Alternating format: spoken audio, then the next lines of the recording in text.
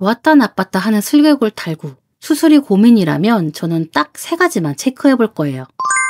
진짜 슬개골 탈구는 남의 이야기인 줄 알았어요. 다른 건 몰라도 집사 경력이 몇십 년인데 어느 정도 자신이 있었죠. 그런데 막상 내 강아지가 슬개골 탈구가 되니까 생각한 것과 정말 다르더라고요. 완전 충격적이었습니다. 특히 저를 더 힘들게 한 게 뭔지 아세요? 병원마다 너무나 다른 말을 하는 거예요. 이 병원에 가면 당장 수술하자. 저 병원에 가면 좀 지켜보자. 환장하겠더라고요. 아, 내가 지금까지 강아지를 안다고 생각했는데 수박 겉핥기식이었구나. 안녕하세요. 강아지 언니입니다. 지난 시간 큰 충격을 딛고 9년간 슬개골 탈구 수술 없이 관리했던 제 이야기를 많은 분들이 사랑해 주셨어요. 그래서 오늘은 해도 걱정, 안 해도 걱정되는 강아지 슬개골 탈구 수술 고민을 종결시키기 위해 이 영상을 만들었습니다. 제가 강아지 슬개골 탈구 수술 고민으로 고생을 많이 한 사람인데요. 과거 저와 같은 분들을 위해 슬개골 탈구 수술을 꼭 해야 하는지, 제 수술은 어떨 때 하는지, 지금 당장 수술이 힘들어 고민이신 분들을 위해서 가장 핵심적인 것만 뽑아 설명해 드리려고 합니다. 그동안 느껴졌던 막막함이 눈앞이 번쩍 떠지는 그런 경험을 하게 되실 거예요. 앞으로도 강아지 슬개골 관련해서 9년간 경험한 꿀팁들을 꾸준히 공유할 예정인데요. 제 채널이 워낙 작다 보니까 나중에 찾기 쉽게 꼭 구독을 해주세요. 많은 분들이 슬개골 탈구는 수술이 답이다 그런 말씀을 하시는데요. 이건 반은 맞고 반은 틀려요. 대부분 강아지 집사님들이 오해하시는 게 우리 강아지가 잠깐 다리를 절었다 하면 아 이거 수술해야 하는 거 아니야? 라고 걱정부터 하신단 말이에요. 저도 그랬으니까요. 그런데 강아지 슬개골 탈구는 단순하게 증상만으로 수술을 할지 말지 정하는 게 아니더라고요. 오직 수술만이 해결책인 줄 알고 절망했던 시간이 있었어요. 하지만 슬개골 탈구일 때 아래 3가지 모두 해당되지 않으면 수술을 바로 하지 않아도 되더라고요. 첫 번째, 슬개골이 자주 빠지고 3기 이상일 때. 두 번째, 강아지가 통증을 지속적으로 느낄 때. 마지막 3번째로 1기, 2기, 3기, 4기 상관없이 여러분의 상황이 강아지 관절 보호를 위해 미끄럽지 않은 환경을 만들어주기 힘들거나 강아지 다리 운동과 관리에 시간을 낼 수 없을 때입니다. 이 3가지에 모두 해당한다면 수술을 해주는 게 더 나은 선택일 수 있어요. 이해하기 쉽게 제 경험을 예시로 알려드릴게요. 제 강아지가 슬개골 탈구 진단을 받았을 때 한쪽은 1기, 다른 쪽은 2기였어요. 다리가 자주 빠지지 않았고 통증 또한 없었습니다. 그래서 수의사와 상의 끝에 수술보다는 3기까지 나빠지지 않게 관리를 하다가 정 나빠지면 그때 하기로 결정을 내렸는데요.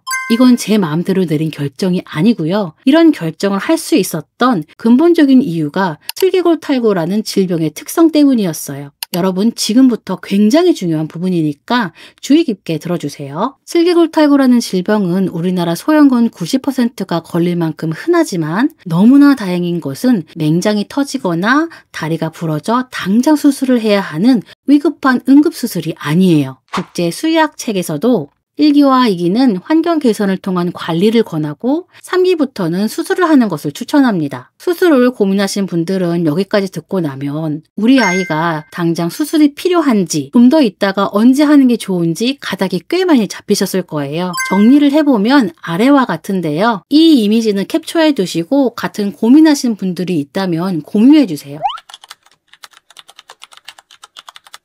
강아지 슬개골 탈구 수술을 꼭 해야 할까 고민할 수밖에 없던 이유가 수술 부작용으로 다리를 절뚝거리거나 재수술 이야기를 주변에서 쉽게 직간접적으로 경험해봤기 때문인데요. 그래서 이 부분에 대해서 수의사분께 정말 많은 질문을 드렸고 저 또한 자료 조사만 100시간 넘게 했습니다. 재수술 같은 부작용은 아래 3가지 이유가 있더라고요.